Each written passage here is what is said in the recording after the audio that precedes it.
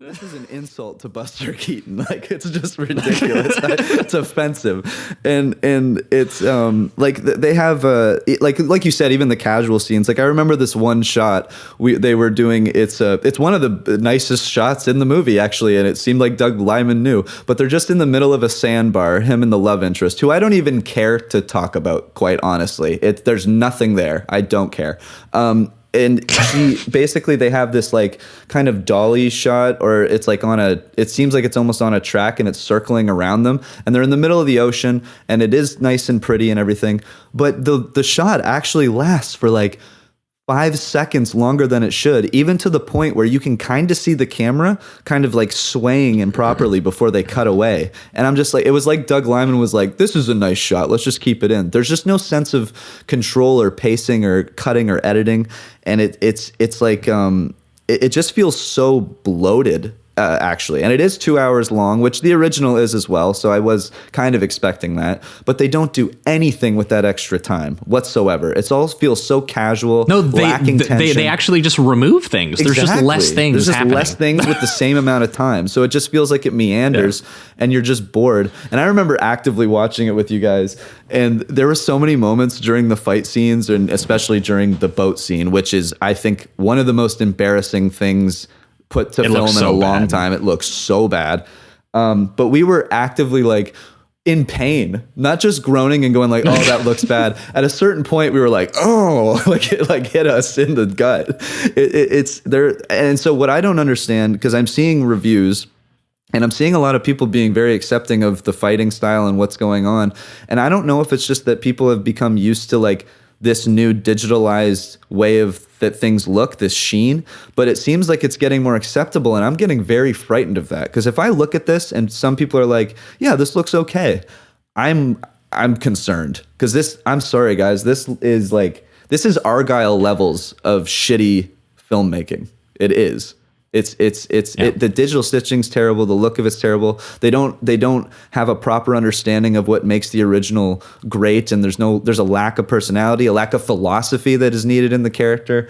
I just don't understand what's going on. And then everyone is also complaining about the best part of the movie, who also, he's doing something completely random. He's completely unhinged and uncontrolled. But McGregor, he's the only one that has like any fun in this. He's the only one. We spent the whole movie being like, that what was that? I don't remember what that viral tweet that went around that one time was, where it was like, when watching this movie, whenever this is not on screen, everyone should be wondering where is like that thing. And that was us watching this. We were like, every time Conor McGregor wasn't in a scene, we were like, where's Conor McGregor? What's he up to? Can he come back? Everyone should be asking where Conor McGregor is and if he can come into a scene. Because I totally agree. He is.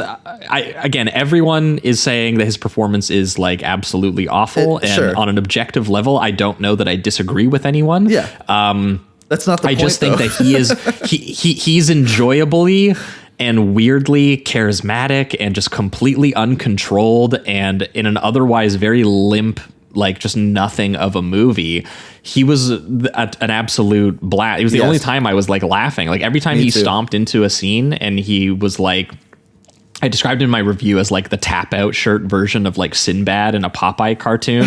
Like he just like walks in, he's like, I'm going to start beating the shit out of someone. Or he's like when groundskeeper Willie like rips his shirt off, like that's what he is anytime he walks into a scene.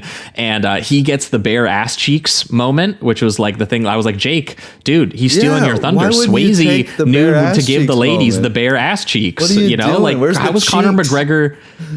Yeah, how is he the only one who knows that he's in a movie called Roadhouse? I mean, maybe because he's a fighter and it's a well-known fighting movie, but he's the only one who knows that he is in a movie called Roadhouse. And I even said in my review, but like that might be less praise for him than it is just like how brutally bad the rest of the movie is. But man, it was like, he was definitely amusing, and like he was one of the only things that I enjoyed about it, other than like, some of the Florida location work is like not bad. Like I enjoyed some of the, some of the, you were talking about like the shot of like the ocean and stuff like that. Some of the actual and like even the bar, it kind of looks like, which is nice, except for the fucking it's on location scene. Shooting. But again, you can't tell during the fighting, so what does it fucking matter? Yeah, exactly. But yeah, he kind of looks like he works at like the bar that Tom Cruise works at in Cocktail when he travels down to Jamaica. So I kind of like that aspect of it. And there's a great Kokomo needle drop that's in Cocktail that I was curious if they reference here, because it's one of the only scenes where Gyllenhaal has personality was the one where he slaps all the guys around, where you can tell that he's like not going full effort. Right. And he's kind of just like, he's full on. And there's something about hiding a slap with CG that it was a little bit, I guess, because the whole open palm covers the face. So it was like, I guess, just a little bit more convincing so that was the only early on fight scene where I was like, that was okay. If they had one take fight scene where he just like slapped 8 people and then it cut to a gag of him driving them all to the hospital because he was like, he felt bad for slapping them all. I was like, that's like the one like kind of moment I felt where I was like, that feels like a scene that might have been in like, that's a scene I imagined seeing in a Roadhouse remake, but that's in like the first like 10 minutes. And then after that, there is just an entire movie that completely misunderstands the appeal and shaves any weirdness or personality out of the narrative and digitizes every set piece into bland mush on a film that was known for its incredible stunt coordinating and Hong Kong fight choreography. And it's just like, and the fighting here, I will say, it's so bad that I think even if we sound like we're hung up on it just as a remake, I think if you were to divorce this from the unfavorable comparison to the original film, which I think a lot of people who are being generous to the film are doing and want to do, and I kind of get that. I kind of get that you're just going to be like, you know what, if this was just like a fighting movie, a mainstream fighting movie that came out, you know what, it's not a superhero movie, it's a guy who fights in bars. That's, I kind of want to see more of that. I get that that's a thing.